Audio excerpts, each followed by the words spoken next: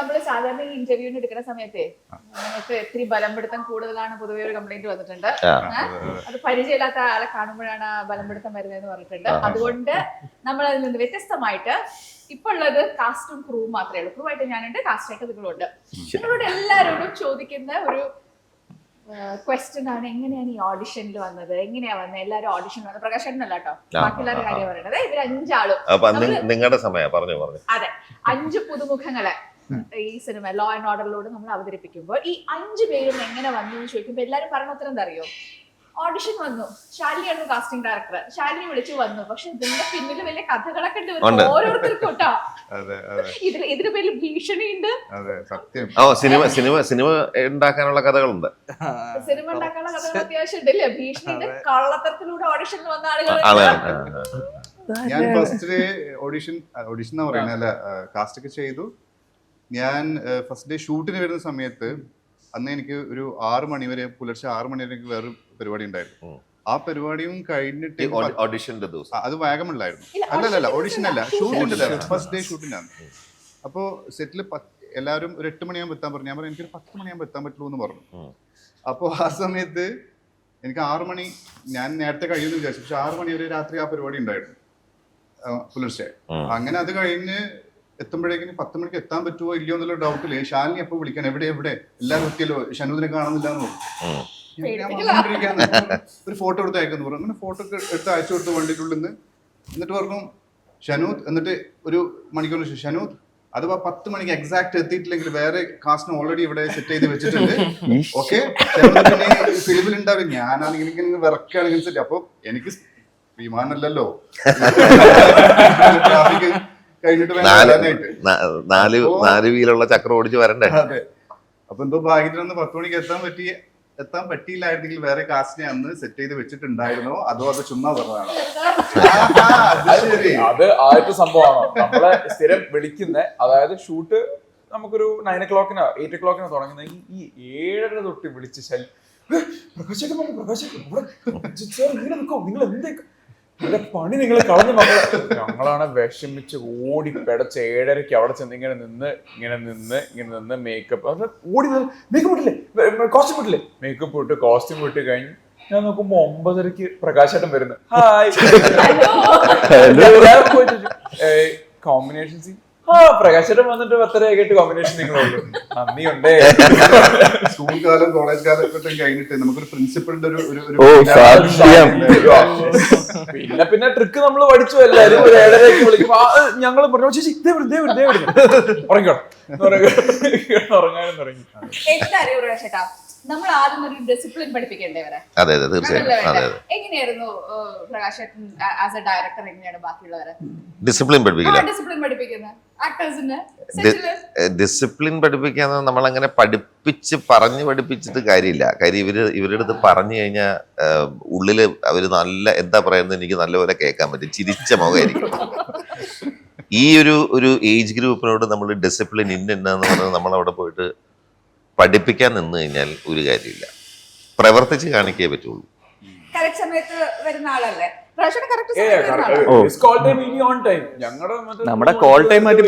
എനിക്ക് ഞാൻ കഴിഞ്ഞ ദിവസം ആരായിരുന്നു ഉദയനോ ആരോ ഇതിനെ പറ്റി പറഞ്ഞുകൊണ്ടിരിക്കുന്ന സമയത്ത് ഞാൻ എന്തോ ഒരു കാര്യത്തിൽ വന്നപ്പം അവരൊരു കുറച്ച് 5 മിനിറ്റ് ലേറ്റ് ആയപ്പോഴത്തേക്കും ഉദയനാണോ ആരോ പറഞ്ഞു ഇങ്ങനെ കൃത്യസമയത്ത് വരരുത് കേട്ടോ, അത് വലിയ പ്രശ്നമാണെന്ന് പറഞ്ഞു. ഞാൻ പറഞ്ഞത് എനിക്ക് വലിയ പ്രശ്നമുണ്ട്. കാര്യം കുട്ടിക്കാലം തൊട്ടേ ചിലപ്പോൾ അതൊക്കെ ഈ നമ്മൾ വളരുന്ന സമയത്ത് ഇപ്പോൾ ക്ലാസ്സിൽ ഒരു 5 മിനിറ്റ് ലേറ്റായി, അല്ലെങ്കിൽ ട്യൂഷൻ ക്ലാസ്സിൽ 5 മിനിറ്റ് ലേറ്റായി, അല്ലെങ്കിൽ വീട്ടിൽ എന്തെങ്കിലും പറഞ്ഞ സമയത്ത് എത്തിയില്ലെങ്കിൽ നല്ല തല്ല് കിട്ടുമായിരുന്നു. ഭയങ്കര അടിയും ശിക്ഷയും അത് കിട്ടുന്നതുകൊണ്ട് ആ ഒരു ഭയം അത് നമ്മളെ വിട്ടുപോകില്ലല്ലോ. അപ്പോൾ ആരെങ്കിലും തല്ലുമെന്ന് വിചാരിച്ചിട്ടാണ് ഈ സമയത്ത് വരുന്നത്. ഓഡിഷൻ അറിയോ എങ്ങനെയാണുള്ളത്? ഋതുവിനോട് ആൾക്കാർ ചോദിക്കുമ്പോ എങ്ങനെയാ ഋതു വന്നത്? എനിക്കിങ്ങനെ കാസ്റ്റിംഗ് കോള് വന്നു, ഇങ്ങനെ ശാലിനി കാസ്റ്റിംഗ് ഡയറക്ടർ വിളിച്ചു, ചേച്ചി 3 റൗണ്ട് ഓഡിഷൻ ചെയ്തു, അങ്ങനെ എടുത്തു.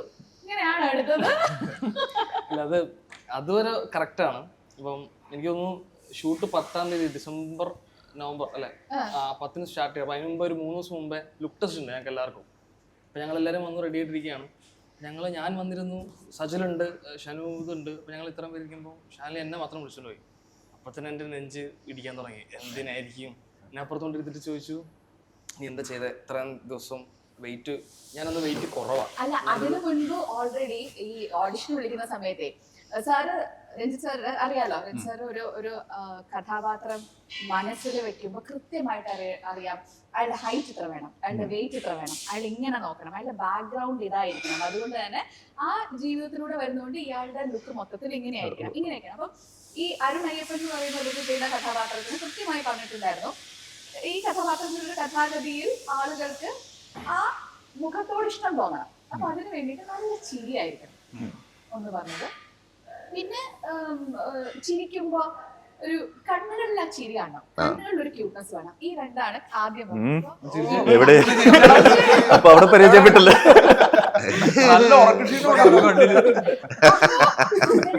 ഈ ഒരു കഥാപാത്രത്തിന് വേണ്ടിയിട്ടാണ് ഏറ്റവും കൂടുതൽ ഞാൻ ആൾക്കാരെ നോക്കിയിട്ടുള്ളത്. അങ്ങനെ വന്നിട്ടാണ് ഋതുവിനെ കണ്ടപ്പോ, അപ്പൊ ഋതു നാടകമായി ബന്ധപ്പെട്ട ആളാണല്ലോ, നാടകം ചെയ്യുന്ന ഒരാളാണ്.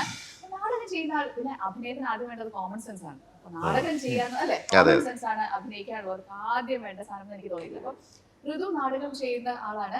ഋതുവിനെ എനിക്ക് ഇഷ്ടപ്പെട്ടു കേട്ടോ. ഞാൻ ഫോട്ടോസ് അയച്ചു, ഓക്കെ ആണ്. അപ്പൊ ഋതുവിന് മെലിഞ്ഞായിരിക്കണേ, ഞാൻ 70 താഴെ എന്റെ വെയിറ്റ്, 70 താഴെയാണ് എന്റെ വെയിറ്റ്. അപ്പൊ ആ സമയത്ത് ഇപ്പൊ ഞാൻ 80. പ്രൊഡക്ഷൻ ഫുഡ് പ്രൊഡക്ഷൻ ഫുഡ് എന്തോ വൈകുന്നേരങ്ങളാകുമ്പോ വെയിറ്റ് കൂടുന്ന ഒരവസ്ഥ.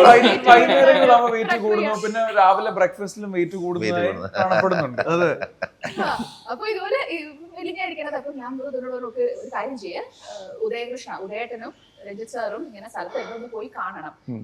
ഈ കഥ പോലീസ് കഥാപാത്രമാണല്ലോ, അപ്പൊ അത്യാവശ്യം നല്ല ബിൽഡ് ആവണം. ഞാൻ ഒരു കാര്യം ചെയ്യും, ചോദിക്കുന്ന സമയത്ത് എങ്ങാൻ സാറ് ചോദിച്ചു കഴിഞ്ഞാൽ എന്നൊക്കെ പറഞ്ഞത്, ഞാൻ നാടകത്തിന് വേണ്ടിയിട്ട് ഒരു ക്യാരക്ടർ ചെയ്യാൻ വേണ്ടി വെയിറ്റ് കുറച്ചതാണ് എന്നാണ് പനിയായിരുന്നു, അതുകൊണ്ടാണ് ക്ഷീണം പോയത്. സാറിനോട് ചോദിക്കുകയും ചെയ്തു, ഷാനിനെ കുറിച്ച് ബിൽഡ് ഉള്ള ആളെന്ന് പറഞ്ഞിരുന്നില്ല. സാർ അത് പുതിയ പനിയായിരുന്നു എന്നൊക്കെ പറഞ്ഞിട്ട്. പക്ഷെ നമുക്കൊരു വിശ്വാസം ഉണ്ടല്ലോ, ഒരാളെ കാണുന്ന സമയത്ത് ഈ ആൾ ഓക്കെ ആവും, തോന്നിയില്ലേ? അഭിനയത്തിലൊക്കെ തീർച്ചയായിട്ടും അഭിനയത്തിൽ മാത്രമല്ല, കണ്ണിലുണ്ട്. എനിക്ക് ഏറ്റവും favourite actually is your moustache. നല്ല മീശ. ചുണ്ടൻ വെള്ളം തിരിച്ചു വെച്ച് കഴിഞ്ഞാൽ കുറെ പേര് ഇരുന്ന് തുഴഞ്ഞു പോകാം. ഭയങ്കര മീശയില് പറഞ്ഞ എന്തൊക്കെ കളിയൊക്കെ മത്തി കടിച്ചോണ്ട് ചുണ്ടൻ വെള്ളം.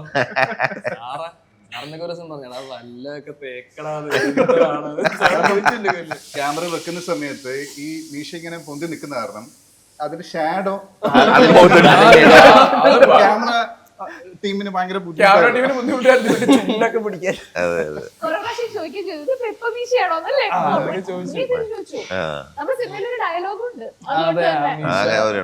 അങ്ങനെ ഡയലോഗും ആഡ് ചെയ്തു. മീശ അത്ര അടിപൊളിയായിട്ടുണ്ട്. ഈ ഒരു സിനിമയില് പ്രകാശൻ ഒരു ഡയറക്ടർ ആയതുകൊണ്ട് തന്നെ always wanted to ask this question. എപ്പോഴെങ്കിലും ഒക്കെ നമ്മൾ ചില ഷോട്ടുകൾ വെക്കുമ്പോൾ, ചില സീനുകൾ കമ്പോസ് ചെയ്യണ സമയത്ത് ഒരു ഡയറക്ടർ പെർസ്പെക്റ്റീവ് നിന്ന് എപ്പോഴെങ്കിലും തോന്നിയിട്ടുണ്ടോ ഈ ഒരു സീൻ ഇങ്ങനെ കമ്പോസ് ചെയ്തിരുന്നെങ്കിൽ, അങ്ങനെ ചെയ്തിരുന്നെങ്കിൽ, അങ്ങനെ ഒരു ചിന്ത വരാറുണ്ടോ? ഇല്ല, നാച്ചുറൽ ആയിട്ട് വരാനുള്ള ചാൻസസ് ഉണ്ടല്ലോ. പക്ഷെ ആദ്യത്തെ സിനിമ ചെയ്യുന്ന സമയത്ത് അത് റിപ്പീറ്റഡ് ആയിട്ട് ഈ സിനിമയിലും അത് സംഭവിച്ചു. വീട്ടിൽ നിന്ന് ഇറങ്ങുന്ന സമയത്ത് സ്നേഹ, എൻ്റെ വൈഫ്, എക്സിക്യൂട്ടീവ് പ്രൊഡ്യൂസറാണ് നമ്മൾ നടത്തുന്ന കമ്പനിയിൽ. സ്നേഹ പ്രത്യേകിച്ച് പറഞ്ഞിട്ടുണ്ട്, അവിടെ എങ്ങാനും പോയിട്ട് ആ ആംഗിൾ എങ്ങനെയാണ് അങ്ങനെ ഇരിക്കുന്നത്, എന്താണ് ഈ ലെൻസ് ഇട്ടിരിക്കുന്നത്, ഈ ലൈറ്റിൻ്റെ എക്സ്പോഷർ ശരിയല്ലോ എന്നൊക്കെ പറഞ്ഞ് തലയിൽ കൂടെ പോയി അവിടെ പോയി അഭിപ്രായം പറയാൻ നിന്നാൽ ഞാൻ അറിയും. എനിക്കറിയാവുന്ന പലരും അവിടെ ഉണ്ട്, അതുകൊണ്ട് അങ്ങോട്ട് പോകണ്ടെന്ന് വളരെ സ്ട്രിക്റ്റ് ആയിട്ട് എൻ്റെ അടുത്ത് പറഞ്ഞ സ്ഥിതിക്ക് ഞാൻ അവിടെ ഒരു രീതിയിലും ആ കണ്ണുകളിലൂടെ നോക്കാറില്ല. കാര്യം നോക്കിക്കഴിഞ്ഞാൽ ഇതിൻ്റെ അകത്തെ പ്രശ്നം, നമ്മൾ ഇപ്പം ഞാനൊരു ഒരു ഇപ്പം ഒരു ചെറിയൊരു കഥ പറയുന്ന, ഞാൻ പറയുന്ന രീതിയും ശാലിനി പറയുന്ന രീതിയും നമ്മൾ ആരെങ്കിലും ഒരാൾ പറയാം, എല്ലാം വ്യത്യസ്തമായിരിക്കും. അതിൻ്റെ ഇടയിൽ കൂടെ നമ്മൾ ഒരാൾ കഥ പറഞ്ഞു പോകുന്നതിൻ്റെ ഇടയിൽ അത് ആ തലയിൽ മാത്രം നടക്കുന്ന ഒരു പ്രോസസ്സാണ്. അത് ഓരോ ദിവസവും അത് ഇമ്പ്രൂവൈസ് ചെയ്ത് പോകുന്നിരിക്കുന്നത് ഇന്ന് ഇങ്ങനെ പോകാമെന്ന്. അതിൻ്റെ ഇടയിൽ നമ്മൾ കൺസീവ് ചെയ്യാത്തൊരു കാര്യം എൻ്റെ ഒരു എസ്തെറ്റിക്സോ അല്ലെങ്കിൽ എൻ്റെ ഒരു കാഴ്ചപ്പാടോ അതിൻ്റെ അകത്ത് കൊണ്ടിട്ടിട്ട് കാര്യമില്ല. അപ്പോൾ തീർച്ചയായിട്ടും ആ ഭാഗത്തോട്ടേ നോക്കാറില്ല. പിന്നെ രഞ്ജി ചേട്ടനോട് എനിക്ക് ഈ പറയുന്ന എക്സ്ട്രീംലി ഭീകരമായ റെസ്പെക്റ്റ് ഉണ്ടെങ്കിലും എനിക്ക് എവിടെയോ ഒരു ഫ്രീഡം ഉണ്ട് താനും. അത് രഞ്ജി ചേട്ടൻ വളരെ ക്ലിയർ ആയിട്ട് പറയാതെ തന്നെ ആ സ്പേസ് ചിലപ്പോൾ എൻ്റെ അടുത്ത് എന്ത് തോന്നി പ്രകാശിന് ചോദിക്കാറുണ്ട്. അപ്പം അതുള്ളതുകൊണ്ട് ചില സമയത്ത് എനിക്ക് നിവൃത്തിയില്ലാത്ത ചില സമയത്തൊക്കെ നമ്മളിൽ ആ സ്വഭാവം ഉള്ളത് കൊണ്ട് ഞാൻ പറയും ബാക്ക്ഗ്രൗണ്ടിൽ മേ ബി അത് ഒന്നുകൂടെ പോകാൻ തോന്നിയിട്ടാണ്. അതൊന്നുകൂടെ ഒന്ന് രണ്ട് സ്ഥലങ്ങളിലൊക്കെ നമുക്കത് ചിലപ്പം വരുമല്ലോ നാച്ചുറലായിട്ട്. ചിലപ്പോൾ ആ സമയത്ത് ഒരാൾക്ക് എല്ലാവർക്കും ചിലപ്പോൾ ചില ടേക്കിൽ ശ്രദ്ധിക്കാൻ പറ്റാത്തൊരവസ്ഥ വന്നു കഴിഞ്ഞാൽ എപ്പോഴൊന്നും അല്ല കേട്ടോ, 1-2 പ്രാവശ്യം അങ്ങനെ ഞാൻ പറഞ്ഞു. രഞ്ജേട്ടൻ അത് റെസ്പെക്ട്ഫുൾ ആയിട്ട് തന്നെ ഇമ്മീഡിയറ്റ്ലി അത് എടുക്കുകയും ചെയ്തിട്ടുണ്ട്. അപ്പോൾ പക്ഷെ അത് വരാതിരിക്കുന്നതാണ് നല്ലത്. എന്തുകൊണ്ട് അത് ഇപ്പം ഞാനിപ്പം നാച്ചുറലി നമ്മളെല്ലാവരും ഒരു കാര്യം, ഇപ്പം നമ്മുടെ എല്ലാവരും ഒരു പടം എടുത്തു. അപ്പം ആരെങ്കിലും ഒരാൾ വന്നിട്ട് ആ പടം നമ്മുടെ പടം കാണും, നിങ്ങളുടെ കണ്ണ് നിങ്ങളിലോട്ടേ പോകുള്ളൂ. ഒരു പോയിന്റ് നിങ്ങൾ ഒരിക്കലും ആ പടത്തിൻ്റെ ടോട്ടാലിറ്റിയോ ഇതെങ്ങനെ ആദ്യം പോകുന്നത് നിങ്ങളുടെ മുഖത്തോട്ട് നിങ്ങൾ നന്നായിട്ടുണ്ടോ ഇല്ലയോ എന്നായിരിക്കില്ലേ. അപ്പോൾ അത് തന്നെ സിനിമയിൽ നമുക്ക് ആ സമയത്ത് ഞാൻ നല്ലപോലെ ചെയ്തിട്ടുണ്ടോ ബാക്കിയുള്ളവർ എന്താണ് എന്നുള്ളൊരു തോട്ട് പ്രോസസ്സൊക്കെ വരാമല്ലോ. ഞാൻ എങ്ങനെയുണ്ട് അതാണല്ലേ അതിൻ്റെ ഒരവസ്ഥ. അതുകൊണ്ട് അതും ഞാൻ പറയുന്ന അതും നമ്മളൊരു സെറ്റിൽ ഒരു പ്രത്യേക സമയത്ത് നമ്മളൊരു സംവിധായകനെ ട്രസ്റ്റ് ചെയ്ത് യെസ് എന്ന് പറഞ്ഞ് പോയി കഴിഞ്ഞാൽ ആ ട്രസ്റ്റിൽ പോകുന്നതാണ് നല്ലത്. പിന്നെ അതിൻ്റെ അകത്ത് കയറിയിരുന്ന് നമ്മൾ അങ്ങോട്ടും ഇങ്ങോട്ടും തിരിക്കണം. പിന്നെ അതിൻ്റെ സിനിമ പോകുന്ന രീതിയിൽ അതിൻ്റെ ഭാഗമാകുക. അപ്പം ഞാൻ തോന്നാറില്ല എന്ന് പറഞ്ഞാൽ എഫേർട്ട് എടുത്ത് തോന്നിക്കാറില്ല ആ ഭാഗം. അതെ പ്രകാശൻ പക്ഷെ ഒന്ന് ഇമ്പ്രൂവ് ചെയ്യണം, ഈ ഒരു സീൻ ഒന്നുകൂടി എടുക്കാനെന്ന് തോന്നിക്കഴിഞ്ഞാൽ തുറന്നു പറയുന്ന ആളാ. വന്നിട്ട് സാറിനോട് പറയും, സാറിനോട് ഒന്ന് പറയും ചേട്ടാ നമുക്ക് ഒന്ന് കൊടുക്കാം എന്ന് പറയുമ്പോൾ സാർ ഓക്കെയും പറയാറുണ്ട്. നിങ്ങൾക്ക് എപ്പോഴെങ്കിലും തോന്നിയിട്ടുണ്ടോ ഒന്നുകൂടി പോവാണെങ്കിലും വായ തുറക്കാനുള്ളൊരു പേടിയുണ്ട്. അതായത് ചോദിക്കണമെന്നുണ്ട്, ചിലപ്പം ചെയ്തത് ഓക്കെ ആയില്ല. ഇപ്പൊ ഷനൂദിന്റെ ഒക്കെ ഞങ്ങൾ തമ്മിൽ സംസാരിച്ചിട്ടുണ്ട് പലപ്പോഴും.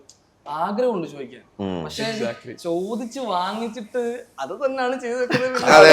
അല്ല ഇതിൻ്റെ അകത്ത് വേറൊരു കാര്യമുണ്ട്, ഈ പറഞ്ഞ പോലെ അങ്ങനെയല്ല. എനിക്ക് എപ്പോഴും പല സമയത്തും തോന്നുന്ന നാച്ചുറലായിട്ട് 1-2 പ്രാവശ്യം അതിനുള്ള സ്പേസും മൂഡും മനസ്സിലാക്കി അന്നത്തെ സ്കെഡ്യൂളിൻ്റെ ഒരു അവസ്ഥയും കൂടെ മനസ്സിലാക്കിയൊക്കെ 1-2 സമയത്ത്.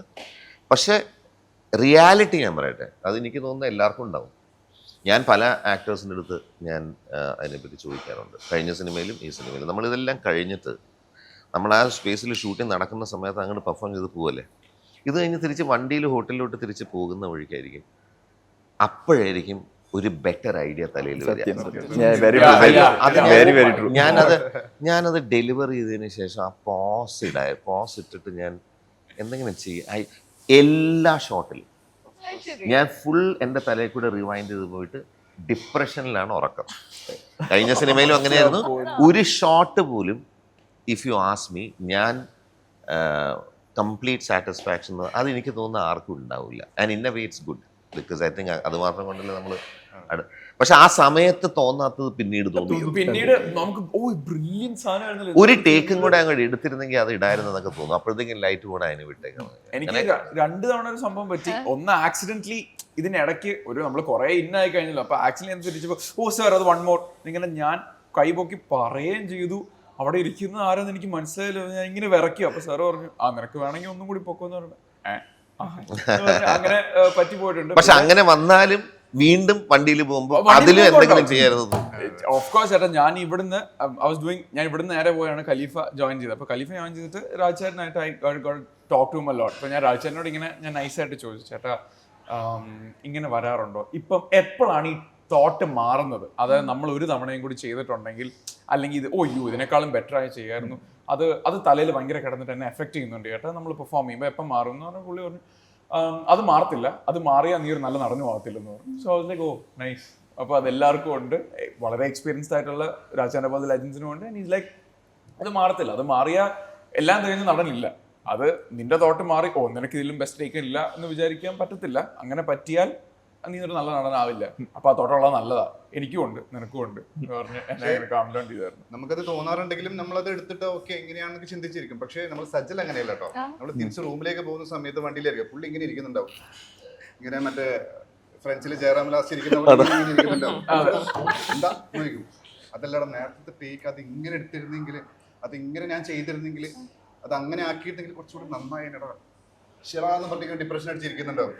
അപ്പോ അല്ല, ആദ്യം 1-2 ദിവസം അങ്ങനെ ഉണ്ടായിരുന്നു. ഞാനിങ്ങനെ ആലോചിക്കുമായിരുന്നു, ഓക്കെ കുറച്ചുകൂടി ബെറ്റർ ആക്കാം, കുറച്ചുകൂടി ഇമ്പ്രൂവ് ആക്കാം, എങ്ങനെയായിരിക്കുമല്ലോ നമ്മൾ എപ്പോഴും ആലോചിക്കാം. അപ്പോൾ പിന്നെ എന്താ സംഭവിക്കുന്നതെന്ന് പറഞ്ഞാൽ, ഇപ്പം കുറച്ചധികം ടേക്ക് പോകുമ്പോൾ സാറ് തന്നെ നമുക്ക്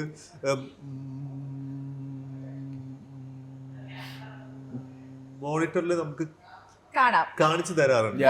അപ്പൊ അത് ഹെൽപ്ഫുൾ ആവാറുണ്ട്. മോണിറ്ററിൽ, കാരണം നമുക്ക് പേടിയാണല്ലോ, മോണിറ്ററിന്റെ ഏരിയ പോകാൻ തന്നെ പേടിയാണ്. ഇത് കാണാൻ പാടുണ്ടോ, പറ്റുമോ ഇല്ലയോ. ഞാനും പ്രകാശ് എന്ന ഷോട്ടിലൊക്കെ ഞാൻ ഇങ്ങനെ ഒളിഞ്ഞ് നിന്ന് നോക്കും നല്ലതാണ്. അപ്പോൾ ഐ തിങ്ക് ഒരു പ്രാവശ്യം പ്രകാശൻ തന്നെ എന്താ അവിടെ നിൽക്കുന്നത്, ഇങ്ങോട്ട് വന്ന് നോക്ക് എന്ന് പറഞ്ഞു കഴിഞ്ഞാൽ ഒരു ദിവസം സാറ് ഈ 3-4 ടേക്ക് പോകുമ്പോൾ അദ്ദേഹത്തിനും മടുക്കുമല്ലോ, സാറ് വിളിച്ചിട്ട് ഇങ്ങോട്ട് വന്നേ ഇത് നോക്കാൻ പറഞ്ഞു. അങ്ങനെ നോക്കുമ്പം നമുക്ക് കാണാം എന്താണ്, എന്നിട്ട് I can do A better stuff. Monitor ഒന്ന് കണ്ട, പക്ഷെ അത് അവിടെ ആരും സമ്മതിക്കാത്ത, അത് ആരും സമ്മതിക്കാത്തതുകൊണ്ടല്ല, ഉള്ളിലുള്ളൊരു തുടക്കക്കാരന്റെ പേടി കൊണ്ടാണ്. ഞങ്ങൾക്ക് എല്ലാവർക്കും അങ്ങനെ പണ്ട് കാലത്ത് ഒന്നും ഇല്ല സമയത്ത് എങ്ങനെയാണ് ഞാൻ അതും ചോദിച്ചിട്ടുണ്ട്. പണ്ട് കാലത്ത് ഇപ്പൊ ഫിലിമിൽ ഇങ്ങനെ എടുക്കുമ്പോൾ എങ്ങനെ ചെയ്യുന്നു, അത് ഒന്നുമില്ല, അത് ആക്ടറിനുള്ള വിശ്വാസം കൊണ്ട് ഇവരിങ്ങനെ ചെയ്യുന്നു. അത് അവിടുത്തെ DOP മാത്രമല്ല, ഒരാളത് കാണുന്നില്ല. അതെ അതെ അതെ അതെ, ഡയറക്ടർ ഉൾപ്പെടെ കാണുന്നില്ല. യെസ്, അതെ, എന്തൊരു ഫിലിമിൽ എടുക്കുമ്പോഴല്ലേ, ഫിലിമിൽ എടുക്കുമ്പോൾ മോണിറ്റർ ഇല്ലാത്ത കാലഘട്ടം. ഇതില് നിങ്ങൾ എല്ലാരും ഞാൻ മോണിറ്ററിന്റെ പിന്നിൽ വന്ന് നോക്കണുണ്ട്, എക്സെപ്റ്റ് ഋതു. മോണിറ്ററിന്റെ ഫ്രണ്ടിൽ വന്ന് നോക്കണ കണ്ടിട്ടില്ല. പുള്ളി ഒരു തിയേറ്റർ ആർട്ടിസ്റ്റ് ആണല്ലോ, അത് ഡെലിവറി ചെയ്ത് കഴിഞ്ഞാൽ അത് പക്കയായിരിക്കും. ഒന്നല്ലെങ്കിൽ ഒറ്റത്തേക്കിൽ ഓക്കെ, അല്ല ഇതിൽ കൂടുതൽ ഇതിൽ കൂടുതലൊന്നും ചെയ്യാനില്ലായിരിക്കും. അല്ല, എനിക്ക് പെർഫോം ചെയ്യുന്ന സമയത്ത് ഒരു 1 more കൂടെ പോവല്ലോ, അപ്പൊ പിന്നെ എന്തിനാണ് വെറുതെ അവിടെ പോയി നോക്കുന്നത്, എന്തായാലും 1 more പോകും. ചില സമയത്ത് ഇൻഫാക്ട് ചില സമയത്ത് അഗൈൻ പണ്ടത്തെ കാലം നോക്കി കഴിഞ്ഞാൽ എങ്ങനെയാണ് ചെയ്യുന്നത് അറിയില്ല. ചില സമയത്ത് തുടക്ക സ്റ്റേജിലൊക്കെ വളരെ ഇമ്പോർട്ടൻ്റ് ആണ്. ഇപ്പം എന്നെ സംബന്ധിച്ച് അങ്ങനത്തെ ഒരു പ്രശ്നം വലുതായിട്ട്, കാര്യം നമ്മൾ ക്യാമറയുടെ പുറകിൽ വർക്ക് ചെയ്യുന്നതുകൊണ്ട് ലെൻസ് ഇട്ട് കഴിഞ്ഞാൽ അതിൻ്റെ റേഞ്ച് എന്താണ്, ഒരു ഫീൽഡിൻ്റെ അകത്ത് എന്തൊക്കെ ഉണ്ടെന്നൊക്കെ സാമാന്യം നമുക്കൊരു അവസ്ഥയുള്ളതുകൊണ്ട് നമ്മൾ ഫ്രെയിമിൽ പോകാതെ ഒരാൾ കവർ ചെയ്യുമ്പോൾ അദ്ദേഹം കവർ ചെയ്യാതെ ഞാനൊന്ന് മാറി നിൽക്കുക എന്നൊക്കെ പറയുന്ന പരിപാടി നമ്മൾ പലവരെയും കൊണ്ട് ചെയ്യിച്ചുകൊണ്ടറിയാം. പക്ഷേ തുടക്ക സ്റ്റേജിലൊക്കെ ചിലപ്പോൾ പറ്റുമെങ്കിൽ അത് ചിലവർക്കൊക്കെ സ്വയം കാണുന്നത് ഇഷ്ടമല്ല. എനിക്ക് ആക്ച്വലി സ്വയം എന്നെ തന്നെ കാണുന്നത് എനിക്ക് സഹിക്കാനും കുറ്റങ്ങൾ മാത്രമേ അവിടെ കാണുള്ളൂ. അപ്പം ഞാൻ ചില സമയത്ത് നോക്കുന്നു, ഇൻ കേസ് ക്യാമറയ്ക്കൊരു മൂവ്മെൻറ്റ് വന്നു കഴിഞ്ഞാൽ അതിൻ്റെ ഫസ്റ്റ് ഫ്രെയിം ലാസ്റ്റ് ഫ്രെയിമിലൊക്കെ നമുക്ക് ജസ്റ്റ് പൊസിഷനിങ് മനസ്സിലാക്കാൻ നല്ലതായിരിക്കും. അപ്പോൾ നമ്മൾ അത് മനസ്സിലാക്കി കഴിഞ്ഞാൽ ജസ്റ്റ് പൊസിഷനിങ്ങിന് വേണ്ടി എന്ന് വെച്ചിട്ട് നമ്മുടെ മുഖം ക്യാമറയിൽ വരാനല്ല, കുറച്ചും കൂടെ ചിലപ്പം നമ്മുടെ മൂവ്മെൻറ്റ്സിനൊക്കെ ചില സമയത്ത് ചിലവർക്ക് സഹായിക്കാം. പ്രകാശേട്ടൻ ഉൾപ്പെടെ എല്ലാവരും ഇപ്പൊ സിനിമയിൽ അഭിനയിച്ചു. ആദ്യത്തെ സിനിമ കഴിഞ്ഞു, നിങ്ങളെല്ലാവരും കുറെ റീൽസിലും അല്ലാതെ ഷോർട്ട് ഫിലിംസും ഒക്കെ ചെയ്ത കുട്ടികളൊക്കെ തന്നെയാണ്. അപ്പൊ ഇപ്പോഴത്തെ ഒരു രീതി അനുസരിച്ച് ഈ ഡയലോഗ് ഡെലിവറി എന്ന് പറയുന്നത്, ഇപ്പൊ ഡയലോഗ് എഴുതുന്ന പോലും വളരെ കാഷ്വൽ ആയിട്ടുള്ള ഡയലോഗ്സ് പഠിച്ച് അല്ലെങ്കിൽ അത്തരത്തിലുള്ള കാര്യങ്ങൾ അഭിനയിച്ചൊക്കെ പരിചയമുള്ള ആളിൽ നിന്ന് ടോട്ടലി ഡിഫറെന്റ് ആയിട്ടുള്ള ഒരു ഡയലോഗ്സ് എഴുതുന്ന ഒരു സിനിമയാണ്, ഡയലോഗ് പറയേണ്ടി വരുന്ന ഒരു സിനിമയാണ് ലോ ആൻഡ് ഓർഡർ എന്ന് പറയുന്നത്, അല്ലെ? കുറച്ചുകൂടി ഡ്രമാറ്റിക് ആയിട്ട്, കുറച്ചുകൂടി എഴുത്തില് കുറച്ചുകൂടി ഡെപ്ത് ഉള്ള കുറെ തന്നിട്ടുണ്ട് നിങ്ങൾക്ക്. നിങ്ങൾ എങ്ങനെയാ അതിനെ കണ്ടത്? എനിക്ക് പ്രകാശനോട് ചോദിക്കാൻ കേട്ടോ, അത് ഞാൻ ഓരോരുത്തർ കഴിഞ്ഞിട്ട് പറയാം. ഫസ്റ്റ് ടൈം ഇപ്പം ഞാൻ നൈഫിൽ പഠിക്കുമ്പം അവിടെ മറ്റേ സ്ക്രിപ്റ്റൊക്കെ നേരത്തെ തന്ന് യു ഗെറ്റ് എ ഡേ അങ്ങനെയൊക്കെ. സോ ഐ വാസ് ലൈക്ക് ഇവിടെ വന്നിട്ട് ഞാനിങ്ങനെ എഡീസിൻ്റെ അടുത്തൊക്കെ ചോദിക്കുവാണ്, എന്താണ് നമ്മുടെ എനിക്ക് ആ സ്ക്രിപ്റ്റ് നേരത്തെ പറയേണ്ട സാധനങ്ങളൊക്കെ തന്നിരുന്നെങ്കിൽ വായിച്ചു പഠിച്ച് മനപ്പാടമാക്കി പറയായിരുന്നു. തരാം എന്നൊക്കെ പറഞ്ഞ് ഈ പറയുന്ന പോലെ ഷോർട്ടിന് 5 മിനിറ്റ് മുമ്പ് ഒരു വെള്ളക്കടലാസിൽ എഴുതിക്കൊണ്ട് വരും ഒരു 5 ഡയലോഗ്. ഇതാ അല്ല ഇതിൻ്റെ, അപ്പം നമ്മൾ പഠിച്ച വെച്ച് എടുക്കുമല്ലോ, അല്ല ഇതിന്റെ അർത്ഥം, ഇതിന്റെ ഉൾ മീനിങ്, ഡെപ്ത് അതൊന്നും ഇവിടെ അറിഞ്ഞുകൂടാ. സാറിനോട് ചോദിക്കുക, സാറ് പറഞ്ഞ് ചെയ്യുക എന്നൊക്കെ പറഞ്ഞ് തുടക്കം ഡിഫിക്കൾട്ട് ആയിരുന്നു. ബിക്കോസ് എനിക്ക് മലയാളം വായിക്കുന്ന അങ്ങനൊന്നും വിഷയമൊന്നുമില്ല. ഇത് അപ്പം കിട്ടി ഡയലോഗ് മഗപ്പ് ചെയ്ത്. സോ പക്ഷെ എനിക്ക് മഗപ്പ് ചെയ്യാൻ എളുപ്പം, അതുകൊണ്ട് മഗപ്പ് ചെയ്ത് കാണപ്പാടം പഠിക്കും. ദെൻ ഈ പറഞ്ഞ പോലെ സാറ് ഇരുന്ന് ഇനൗൺസിയേറ്റ് ചെയ്ത് നമ്മുടെ ഡിക്ഷൻ ശ്രദ്ധിച്ച് എല്ലാം ചെയ്തു തരുന്നതുകൊണ്ട് അതങ്ങനെ പോയി. പിന്നെ Udayan uncles writing is also very it's അത് എന്തൊക്കെ പറഞ്ഞാലും അത് ഒരു ഇതും കൂടിയുള്ള ഒരു സൂദ്നെസ്സും കൂടി ഉള്ളത്. അപ്പം അത് ഭയങ്കര കട്ടിയുള്ള സാധനം അവിടെ മാത്രമേ പോയിട്ടുള്ളൂ. നമുക്ക് അത്യാവശ്യം നല്ല ഒരു കാര്യങ്ങളൊക്കെ ഉള്ളതുകൊണ്ട് ഉദയൻ അങ്കിൾ അങ്ങനെ എനിക്ക് തോന്നുന്നു മനസ്സിൽ കണ്ടുകൊണ്ട് എഴുതിയ. എനിക്ക് തോന്നുന്നു ഇവരുടെ കുറേ കൂടെ പല സിറ്റുവേഷനിലും നോക്കിക്കഴിഞ്ഞാൽ ഇവരുടെ കുറേ കൂടെ ഫൺ റിലേറ്റഡ് കാര്യം, ആ ഏജ്, അവർ കടന്നു പോകുന്ന കുറേ ഇനിഷ്യൽ അവസ്ഥകളും അത് കഴിഞ്ഞിട്ട് ഉള്ള സമയത്തൊക്കെ കുറേ കൂടെ മോറലെസ് ഐ തിങ്ക് അവരുടെ ലാംഗ്വേജ് തന്നെയാണ് മോറലെസ്. പിന്നെ കുറച്ച് സ്റ്റേജിൽ എനിക്ക് പിന്നെ ഒരു സ്ക്രിപ്റ്റ് കിട്ടിക്കഴിഞ്ഞാൽ ഒരു ഡയലോഗ് കിട്ടിക്കഴിഞ്ഞാൽ എക്സാക്ട് ഇത് ബൈ ഹാർട്ട് പഠിക്കണം. അതല്ല നമുക്ക് നമ്മുടെ രീതിയിൽ ഇത് പറയാം, ഇംപ്രവൈസേഷൻ ഒന്നും അവിടെ എക്സാക്ട് എന്താണോ ഇത് വെച്ചിരിക്കുന്നത് അത് എക്സാക്ട് പറഞ്ഞിരിക്കണം എന്നുള്ളത് ഒരു ബുദ്ധിമുട്ട് തന്നെയായിരുന്നു, വലിയ ബുദ്ധിമുട്ട് തന്നെയായിരുന്നു. എനിക്ക് തോന്നുന്നു സാറ് എഴുതിയ ഡയലോഗ്സ് പഠിക്കുന്നതിനേക്കാളും എനിക്ക് കുറച്ചുകൂടി പാടായിരുന്നു സാറിന് മോഡുലേഷൻ ഫോളോ ചെയ്യാൻ. അത് ഞാൻ ഇന്ന പോയിന്റിൽ എത്തണം, ഇന്ന പോയിന്റില് നെക്സ്റ്റ് പറയണം എന്നൊക്കെയുള്ള ഇങ്ങനെ സാറ് പറയുന്നത് അത് എങ്ങനെ സാർ പെട്ടെന്നായിരിക്കും പറയാ, പക്ഷെ അതെല്ലാം കറക്റ്റ് ആയിരിക്കും. മോഡുലേഷനിൽ ഇങ്ങനെ ഇറങ്ങിപ്പോകുന്നത് നമുക്ക് കൃത്യം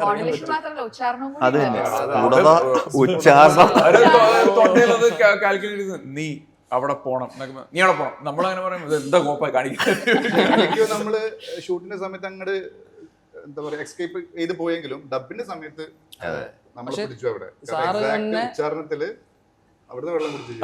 സാറ് തന്നെ അവസാനം ഒരു ട്രിക്ക് എന്ന രീതിയിൽ സാറ് പറഞ്ഞു ഫോൺ ഉണ്ടോന്ന് ചോദിച്ചു. ഉണ്ട്, റെക്കോർഡ് ചെയ്തോളാൻ പറഞ്ഞു. അങ്ങനെ പിന്നീട് ഞാനും റിനോഷും തമ്മിൽ ഇങ്ങനെ ഒരു ഹോട്ടലിൽ ഇരുന്നുള്ള സീനിൽ ഞങ്ങൾക്ക് അത്യാവശ്യം ഉണ്ട് ഒരുപാട് ഡയലോഗ്സ് അങ്ങോട്ടും ഇങ്ങോട്ടും. അപ്പോൾ സാറ് പറഞ്ഞ് ഇത് ഞാൻ അപ്പുറത്തും ഇപ്പുറത്തും 2 ക്യാമറ ഷെയർ എടുക്കുന്ന പെട്ടെന്ന് പറയേണ്ടി വരും എന്ന് പറഞ്ഞു. അപ്പം സമയമില്ല. സാറ് പറഞ്ഞ് ഫോൺ എടുത്ത് റെക്കോർഡ് ചെയ്തോളാൻ പറഞ്ഞു. പിന്നെ ഫോൺ എടുത്ത് റെക്കോർഡ് ചെയ്യും. സാറ് പറയുമ്പോൾ തന്നെ അത് റെക്കോർഡ് ചെയ്ത് മാറിപ്പോയിരുന്ന് അത് കേട്ടാണ് പറഞ്ഞത്. ഈ ട്രിക്കൊക്കെ നിനക്ക് ഇറങ്ങി ഇതൊക്കെ എന്ത് പുതിയ ട്രിക്ക്? എന്നെയൊക്കെ ഡബിംഗ് സ്റ്റുഡിയോ ഇറങ്ങി. റിനോഷിനെ കുറച്ച് അവന് മലയാളം കുറച്ച് ബുദ്ധിമുട്ടായിരുന്നു. അപ്പം മംഗ്ലീഷിലായിരുന്നു എനിക്കൊന്ന് ഋത്വിക്ക് എഴുതി കൊടുത്തിട്ട് ആണ് അത് ചെയ്തുകൊണ്ടിരുന്നത്. അപ്പോൾ അതുകൂടെ കൊണ്ട് സാറ് അപ്പം തൊട്ടാണ് സാറ് ഇത് റെക്കോർഡ് ചെയ്തിട്ട് നിങ്ങൾ കേട്ട് പറഞ്ഞു എന്ന് പറഞ്ഞിട്ട്. അത് കൈയടി കിട്ടിയതല്ലേ, റിനോഷിന് കൈയടി കിട്ടി, റിനോഷിന് ആദ്യം കൈയടി കിട്ടി. പിന്നെ ഋതുവോടൊന്ന് പഠിക്കാൻ തുടങ്ങി, പക്ഷെ കൈയടി കിട്ടിയല്ലേ. അതെ, ഫസ്റ്റ് ടേക്ക് തന്നെ ഞങ്ങൾ രണ്ടുപേരും ഫസ്റ്റ് ടേക്ക് ഓക്കെ ആയി. അപ്പൊ തന്നെ അത് ഞാനോ ഓക്കെ ആയോ. എനിക്ക്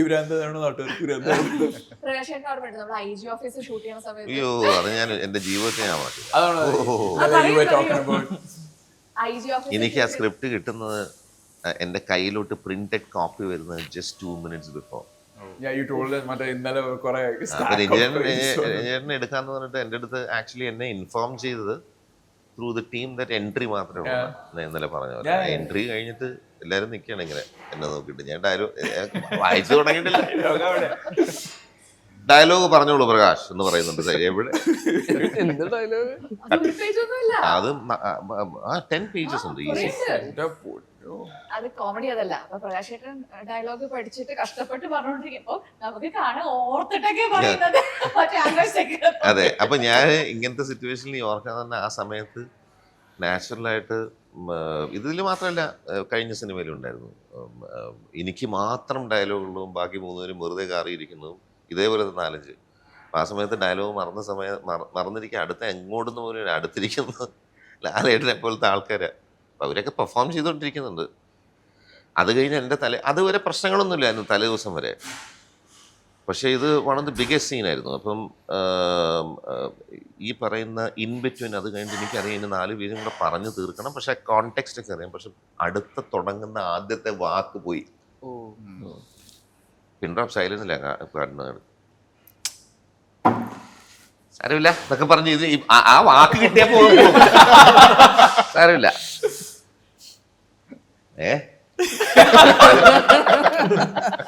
ഇതേ അവസ്ഥയാണ് ഇപ്പൊ ഈ പറഞ്ഞ് ഇതിന്റെ ഇടയില് ഗുണത്ര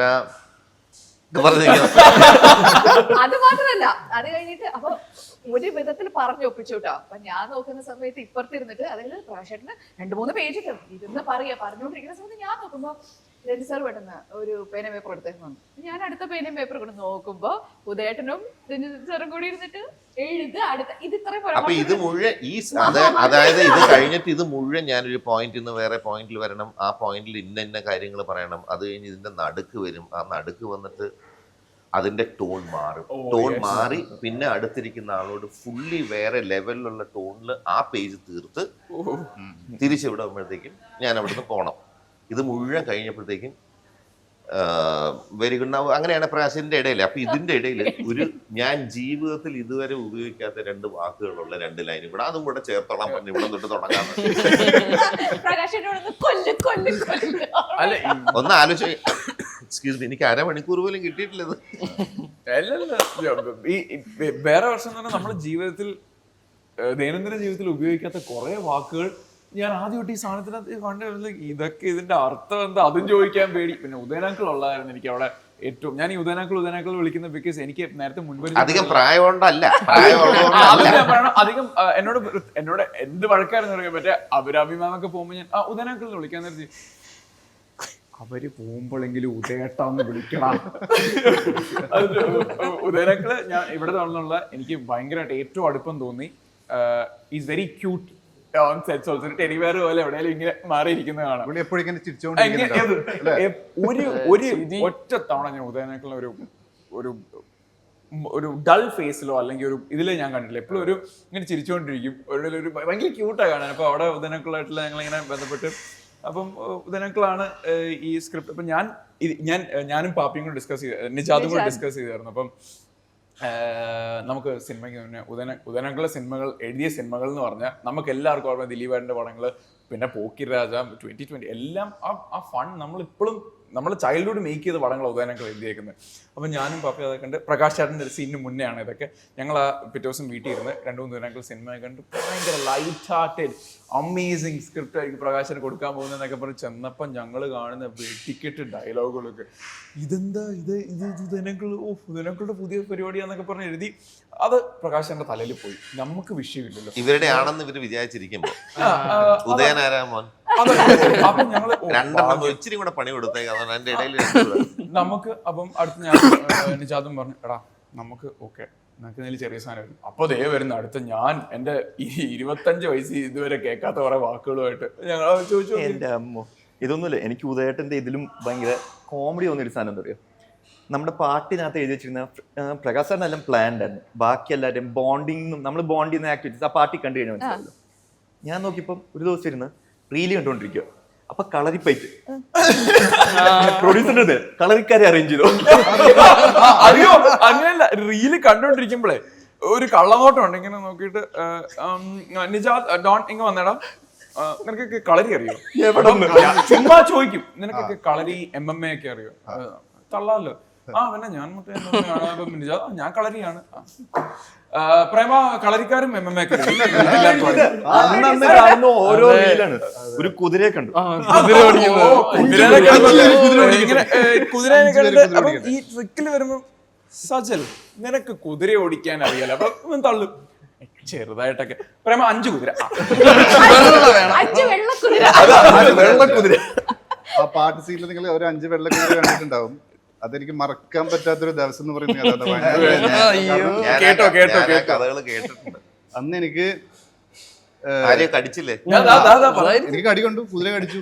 ജീവിതത്തിൽ ആദ്യമായിട്ടായിരിക്കും ഒരാൾ കുതിര കടിച്ചത് ഞാൻ കേട്ടത്. അത് എനിക്ക് കടിക്കുന്ന കാണുന്ന കുതിര കടിക്കാൻ കുതിര കടിച്ചിട്ട് ഹോസ്പിറ്റലിലേക്ക് പോയി. റാബിസ് വാക്സിൻ എടുക്കണമായിരുന്നല്ലോ. അപ്പൊ റാബിസ് വാക്സിൻ എടുക്കാനായിട്ട് നഴ്സിന്റെ അടുത്ത് പോയിട്ട് റാബിസ് വാക്സിൻ എടുക്കാനെന്ന് പറഞ്ഞു. പട്ടി കടിച്ചോ? അല്ല കുതിര അല്ല പട്ടി കടിച്ചോ? അല്ല നമ്മുടെ പട്ടിയില്ല. പൂച്ചയായിരിക്കും അല്ലെ? അവർ പൂച്ചയില്ല, പിന്നെ കുതിരയാ. അവർ ആദ്യമായിട്ട് കുതിര കടിച്ച ഒരാള് റാബിസ് വാക്സിൻ അവര് ഫോട്ടോ കുതിര കടിച്ച ആദ്യത്തെ മനുഷ്യനാന്നൊക്കെ പറഞ്ഞു. ഇവന്റെ കുതിര കടിച്ചിട്ട് ഇത് ഫണ്ണി ആണേലും പോവും. ഞങ്ങളെല്ലാം വീഡിയോ ഉണ്ട്. പോകുന്ന വഴി ഞാൻ പെട്ടെന്ന് നോക്കാൻ സൗണ്ട് കേട്ടു. കുതിരക്കിട്ട് ഇയാള് തലക്കിട്ട് മറ്റേ കുതിരനെ അടിക്കുന്നു. ഇയാൾ എന്ത് കാണിക്കുന്നു? കുതിരക്കിട്ട് അടിക്കുന്നു. മറ്റേ ക്യാമറ ഇപ്പൊ നോക്കിയപ്പോ കാലെ കടിച്ച് കുതിര അങ്ങ് പൊക്കി വിട്ടു. അതായത് സജല് ഓടിച്ചുകൊണ്ടിരുന്ന കുതിരക്ക് ചെറിയൊരു വട്ട്. ആദ്യത്തെ സംഭവം അങ്ങനെ ആയിരുന്നില്ല. അതേസമയം എനിക്ക് അത്യാവശ്യം കുതിരനെ കുറച്ച് ഞാൻ ഇതിന് മുന്നേ ഓടിച്ചിട്ടുണ്ട്. എനിക്കറിയാം കുതിരനെ ചെറുതായിട്ട് ഓടിക്കാൻ അറിയാം. പക്ഷെ എന്താ സംഭവിച്ചതെന്ന് പറഞ്ഞാൽ എനിക്ക് ആദ്യം കിട്ടിയ കുതിര വാസ് ലൈക്ക് സോ പാവം കുതിര. ഒരു പൂക്കി കുതിരയായിരുന്നു. ആരുടെ ഫ്രണ്ട് അതിന്റെ ഒരു കയറിയിരുന്ന് ഓടിച്ചു. അപ്പം എല്ലാരും കണ്ടു, ഓടിരുന്ന് എല്ലാരും കണ്ടു. അപ്പം സാറ് അവന് ആ കുതിര ഓക്കെ ആണെന്ന് തോന്നുന്നു. അവൻ അങ്ങനെ ഓടിക്കുന്നുണ്ട് എന്ന് പറഞ്ഞിട്ട് പുള്ളിക്കാരൻ ഇരുന്ന കുതിരയായിരുന്നു അവന് കുതിര ആക്ച്വലി കൂട്ടത്തിൽ ഓടിക്കാൻ അറിയുന്നത് അവനാണ്. കൊടുത്തേക്കാം. അതെ, അങ്ങോട്ട് കൊടുത്തേക്കാന്ന് പറഞ്ഞു. ആ കുതിരയാണ് ഇടവും അറിയില്ല വലവും അറിയാത്തൊരു കുതിര. ഞാൻ ഇടത്തോട്ട് പിടിക്കുമ്പോൾ വലത്തോട്ട് പോകുന്നത്. ഞാൻ ആ കുതിരയെ വിട്ടുപോയത് ആ കുതിരക്ക് ഇഷ്ടപ്പെട്ടിട്ട് കാണില്ല. അതുകൊണ്ടായിരിക്കും കടിച്ചത്. ഈ മറ്റേ വേറെ കോമഡി എന്ന് പറഞ്ഞാൽ എനിക്ക് ഇവനെ ആ കുതിരക്കാരെ കൊണ്ടുവന്ന നിജാദ് ഇരിക്കുന്ന കുതിര ഈ പറഞ്ഞ പോലെ അവരുടെ racing horse. So they were like this is a racing horse. അവർ പറഞ്ഞത് ഞങ്ങളുടെ റേസിംഗ് ഹോസ് ആണ്. അപ്പം പക്ഷെ ഇവന് നല്ല പേടിയുണ്ട്. ഇവന്റെ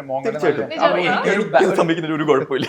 അവൻ നല്ല പേടിയുണ്ടായിരുന്നു. അപ്പൊ എനിക്കൊരു ബാലൻസ് കിട്ടിയപ്പോ എന്റെ കുതിര എന്ന് പറഞ്ഞാൽ അടിച്ചാലും നടക്കാതെ ഇങ്ങനെ ഇരിക്കുന്നു. അപ്പൊ ഞാൻ പറഞ്ഞ ഒരു കാര്യം ചെയ്യും, നീ ഇത് ഓടിച്ചോ, എനിക്ക് കുഴപ്പമില്ല, ഞാൻ നോക്കാം, നമുക്ക് നോക്കാം എന്ന് പറഞ്ഞ് ഇവൻ ആ കുതിരക്കാരായിട്ട് എന്തോ മിണ്ടുന്ന കേട്ടു, ഇങ്ങനെ കാണിക്കുന്ന കേട്ടു. അപ്പൊ ഞാൻ പറഞ്ഞ ആയിക്കോട്ടെ, അവന് പേടിച്ചിട്ടായിരിക്കാം. ഞാൻ കയറി കഴിഞ്ഞ് ഞാൻ ഇങ്ങനെ റെഡി ആയി കഴിഞ്ഞപ്പം ഷോട്ട് വിളിച്ചപ്പോൾ ഇങ്ങനെ ചേട്ടന്റെ പുള്ളിയുടെ ഡയലോഗ് നല്ല രീതി, ഡേയ് കുതിരയൊക്കെ ഓടിക്കാൻ അറിയാവണേ എന്ന് ചോദിച്ചാൽ പറഞ്ഞു, ആ കുഴപ്പമില്ല കേട്ടോ അറിയാം. എവളാണ് അസ്ത്രം വിടുന്ന പോലെ പോകും. പിന്നെ അപ്പൊ ഞാൻ പറഞ്ഞു എന്തോന്ന്, ഇവളാണ് ഇവിടുത്തെ ഫാസ്റ്റ് ഹോസ്, അസ്ത്രം വിടുന്ന പോലെ പോകും.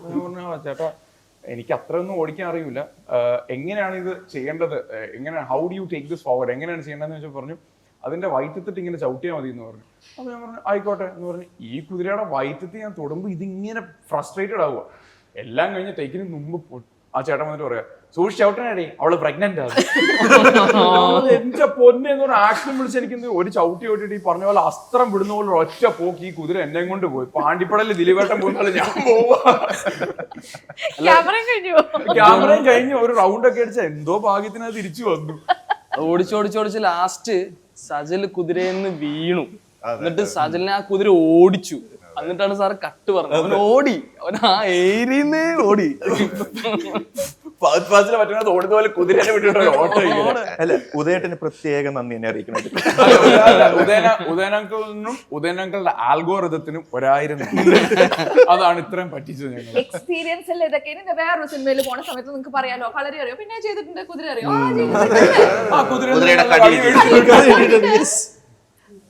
കാര്യം. എന്നിട്ട് ഇവര് പറയുമല്ലോ, നമ്മൾ ഒരുമിച്ച് റൂമിലേക്ക് താമസിക്കാറ്, ഇനി രാത്രി ഉറങ്ങുന്ന സമയത്ത് ഒരു കുതിരയുടെ ശബ്ദം നീ കേൾക്കുന്ന പോലെ എന്നൊക്കെ പറയും.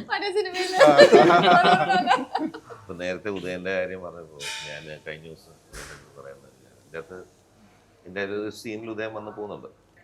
അതിൻ്റെ അകത്തൊരു ഇപ്പോൾ അതിൻ്റെ അകത്തൊരു ചെറിയ ഡയലോഗിനും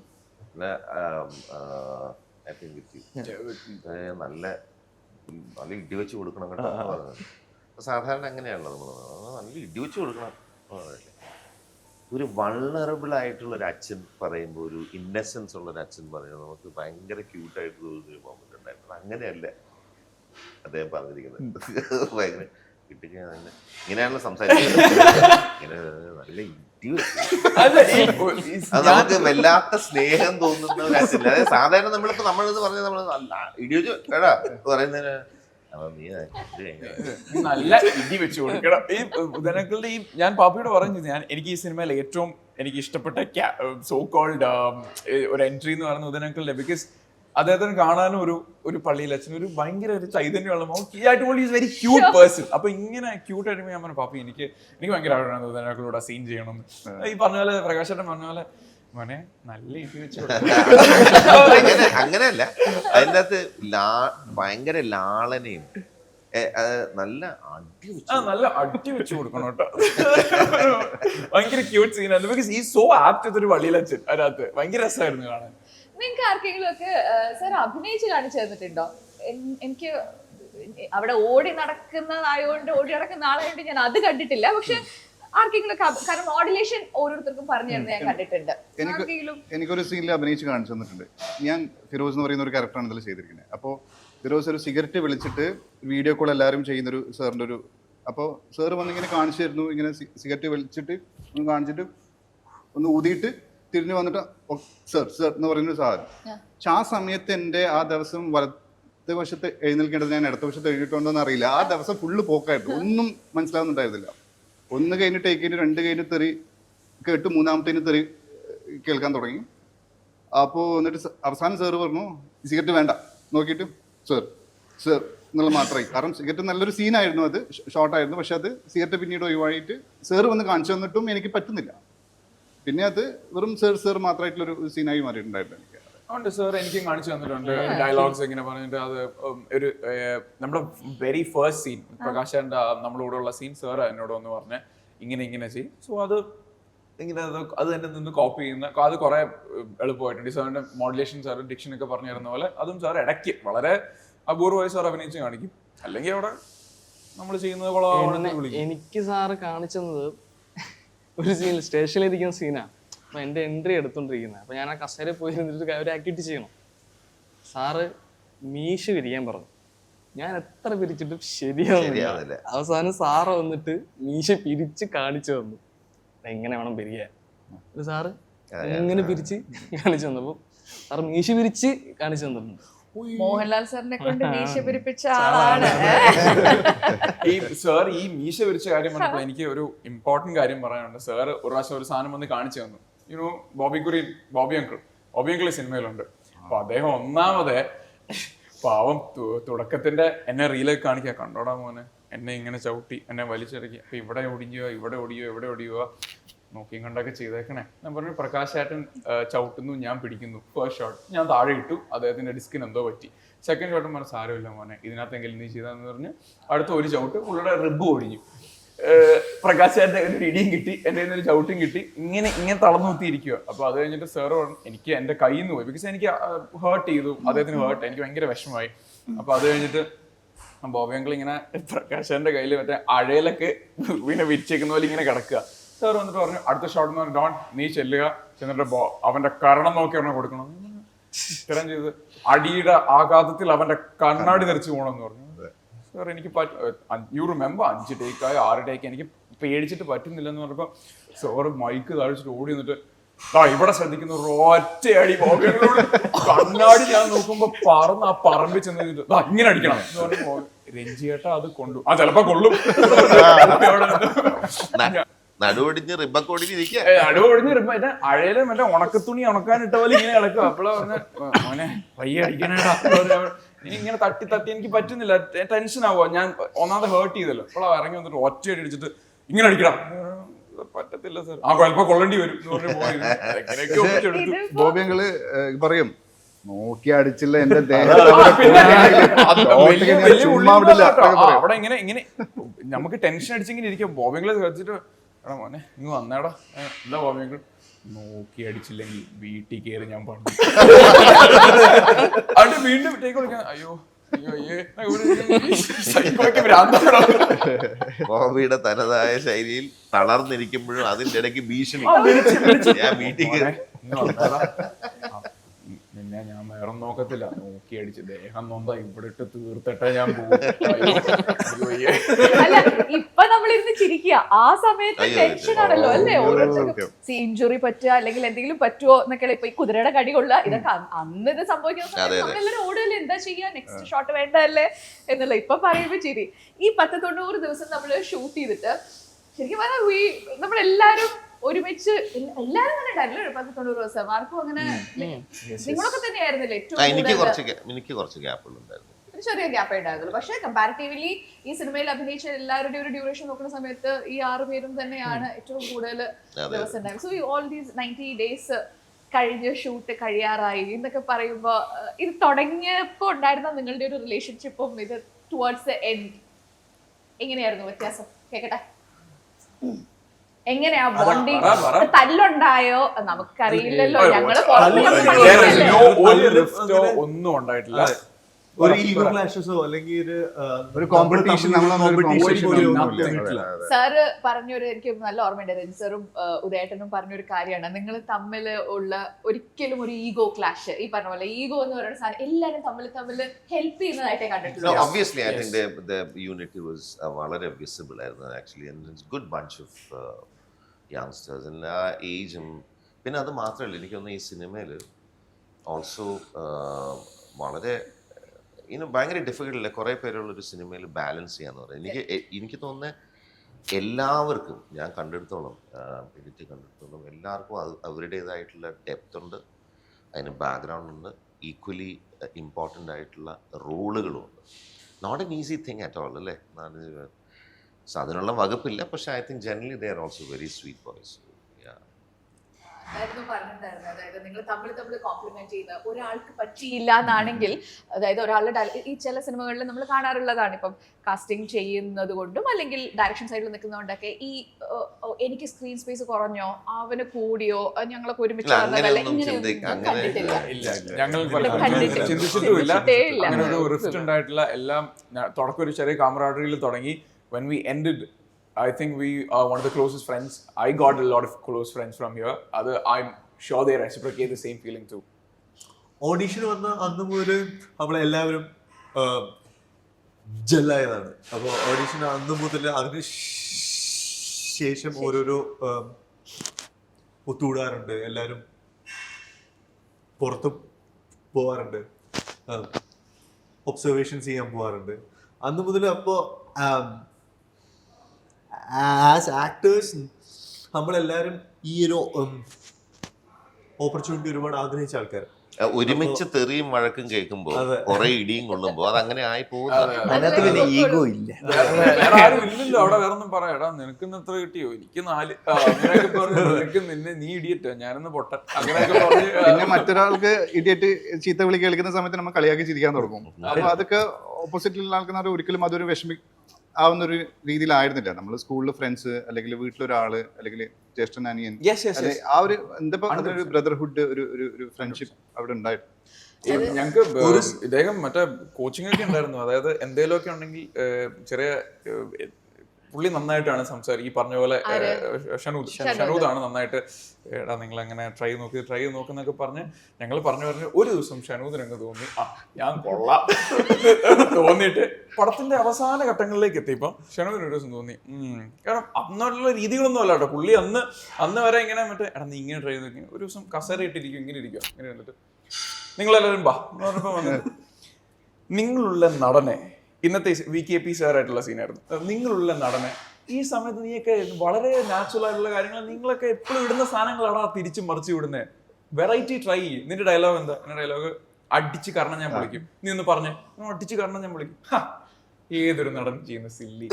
എടാ അടിച്ച് കാരണം വിളിക്കും, വേറെ നിന്റേതായ ശൈലിയിൽ കൊണ്ടുവരൂ, ഞാൻ ഇപ്പൊ ചെയ്യുന്നത് കണ്ടിട്ടില്ലേ എന്നൊക്കെ പറഞ്ഞ് പുള്ളി ഇങ്ങനെ ഇരിക്കുക.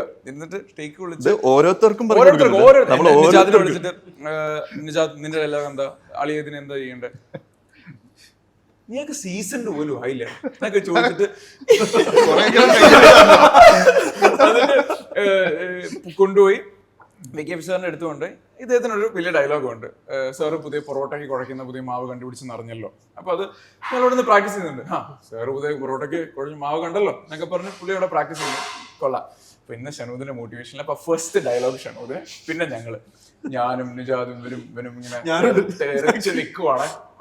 പൊളിക്ക അവനെ. ഇവന്റെ ഡയലോഗ് എക്സൈസിനെ അറിയിക്കണ്ടേ സർ. അപ്പൊ അത് പറഞ്ഞേ, എക്സൈസിനെ അറിയിക്കണ്ടേ സർ എന്നൊക്കെ ഇട്ട് കൊടുക്കുക പറയാൻ. അപ്പൊ അത് കഴിഞ്ഞ് ഷനൂദിന്റെ സ്റ്റാർട്ട് ആക്ഷൻ. സർ പൊറോട്ടയ്ക്ക് കുഴയ്ക്കാൻ ഇപ്പൊ ഞാൻ അടിച്ച് പൊറോട്ടയ്ക്ക് നമ്മുടെ ഡയലോഗ് ഞങ്ങളുടെ ഇയാളാണ് ഇത്ര. അത് കഴിഞ്ഞപ്പം ഞാൻ നിജാദും ഞങ്ങൾ എപ്പോഴും ഇങ്ങനെ കളിയാക്കി ചിരിക്കാറാണ്. ചിരിച്ചു കഴിഞ്ഞപ്പം ഇവന്റെ കയ്യിൽ പോയി എക്സസൈസിനുള്ള സാർ എക്സസൈസ് ചെയ്യാൻ ഓഫീസിൽ അപ്പൊ അടുത്തത് നിജാദിന്റെ എന്റെ ഡയലോഗ് അവിടെ ഈ തെറ്റിപ്പോയിട്ട് ഞാൻ തിരിച്ചു വിളിച്ച് ഇരുത്തി. ഇയാൾ അതിനു മുമ്പ് എന്നെ ഇങ്ങനെ കോച്ച് ചെയ്തില്ല. ഞാൻ പറഞ്ഞു പോട്ടേക്കാ സാരമില്ല ഷനൂദ്, ഓക്കെ അങ്ങനെയൊക്കെ സംഭവിക്കും. എനിക്ക് എന്തോ പറ്റിപ്പോയി, സാരമില്ല ഇനി ഇങ്ങനെ തള്ളാൻ നേരം സൂക്ഷിച്ചൊക്കെ നോക്കിയാൽ മതി, ഞങ്ങൾ വലിയ സീസൺ ഒന്നും അല്ലല്ലോ എന്നൊക്കെ പറഞ്ഞിട്ടുണ്ടായിരുന്നു. വേറെ കോമഡി ഉണ്ട്. വീണ്ടും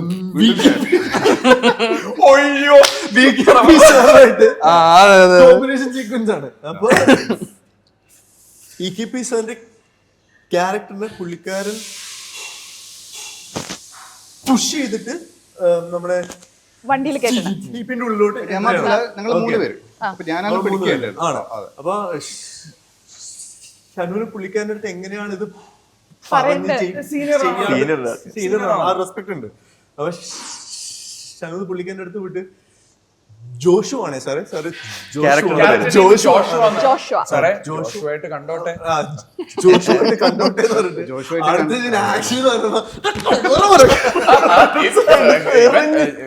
ചേച്ചി ഇങ്ങനൊന്നും അല്ല ചെന്നിട്ട് ഇങ്ങനെ നോക്കും ഇങ്ങനെ BKP പ്രകാശ് സാർ ഉണ്ടല്ലോ, ഇത് ജോഷു അല്ലേ?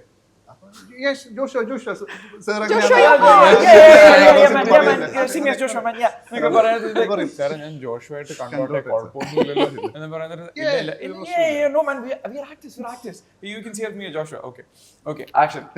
കേരള ഡയലോഗ് പറയണ്ട.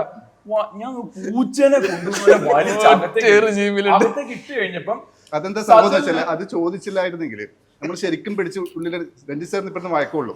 അതിപ്പോ ശരിക്കും പിടിച്ചിട്ട് ഉള്ളിൽ ഇട്ടിട്ടില്ല, നമ്മള് ആ സീൻ നമ്മള് ഗംഭീരമാക്കിയിട്ടില്ലെങ്കിൽ സാറിന്റെ കയ്യിൽ വഴക്കുള്ളൂ. ആ വഴക്ക് കൊള്ളും ചെയ്യും, എന്നാൽ സാറിന് എന്തെങ്കിലും പ്രശ്നം ഉണ്ടാവുമോ എന്നുള്ളൊരു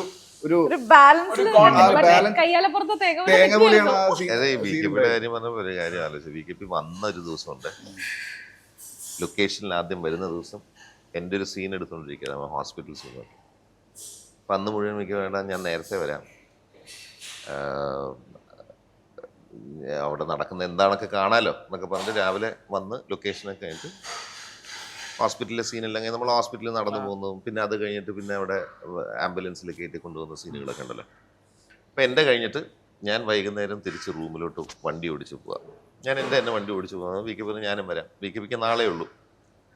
അപ്പം ഈ ഒരു ദിവസം നിന്ന സമയം കൊണ്ട് ഇരിഞ്ചേട്ടനെ പിന്നെ BKPക്ക് നല്ലപോലെ അറിയാം. ഇവർ സ്കൂൾ ഓഫ് ഡ്രാമ ബന്ധം പറയുന്നുണ്ട്. ഇനി ഞാൻ BKP ആയിട്ട് എനിക്ക് നല്ല ബന്ധമുണ്ട്. പോകുന്ന വഴിക്ക് ഈ സെറ്റിൽ നടക്കുന്ന പല കഥകളും ഈ ഒറ്റ പകലുകൊണ്ട് പലതും കേട്ടിട്ടുണ്ടല്ലോ. നല്ല വഴക്ക് കിട്ടിയിട്ടുണ്ട് ഇവർക്ക്. പിന്നെ എൻ്റെ ഞാൻ പറയുന്ന ചില സീനൊക്കെ പുള്ളി എടുത്ത് നോക്കി, അതെടുത്ത് നോക്കി കഴിഞ്ഞപ്പോൾ അതിൻ്റെ അകത്തൊക്കെ വലിയ വലിയ പാരഗ്രാഫ് സംഭവം ഇതൊക്കെ കണ്ടിട്ടുണ്ട്. അപ്പം ഈ രാവിലെ വന്ന BKP അല്ല വൈകുന്നേരം എൻ്റെ കൂടെ വണ്ടി ഇരിക്കുന്നത്. തമാശകൾ പറയാൻ വേണ്ടി എഫേർട്ട് ഇട്ട് എന്തൊക്കെയോ തമാശകൾ പറയാം. എനിക്ക് പ്രശ്നമല്ല ഉണ്ടോ? എനിക്കെന്താ പ്രശ്നമൊന്നുമില്ല. എന്നിട്ട് എന്തൊക്കെയോ എഫേർട്ട് ഇട്ട് പറയാ, പൊട്ടിച്ചിരിക്കുക ആവശ്യമില്ലാതെ.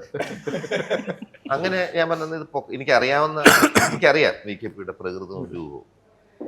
അത് പോകുന്ന വഴിക്ക് പോയിട്ട് എന്ത് തന്നെയാണെങ്കിലും അങ്ങനെ തന്നെ ആശ്വസിക്കണമെങ്കിൽ ഞാൻ വണ്ടി ഓടിക്കാൻ വേണ്ടാതെ വണ്ടി ഓടിക്കുന്നത് കുറച്ച് കഴിയുമ്പോഴത്തേക്ക് ഇങ്ങനെ പറഞ്ഞതൊക്കെ കഴിഞ്ഞ ഒരു സൈലൻസ് ഉണ്ടായിരുന്നു. ഒരു 1-2 മിനിറ്റോളം ഒന്നും പറയുന്നില്ല. വെളിയിലോട്ട് നോക്കിയാൽ വണ്ടി പോയിക്കൊണ്ട് ഞാൻ ഓടിക്കുന്നു, വെളിയിലോട്ട് നോക്കിയിരിക്കുക. എന്നോടാണോ സ്വയമാണോ എന്നറിയില്ല. അവൻ എന്നെ വഴക്കൊന്നും പറയാ,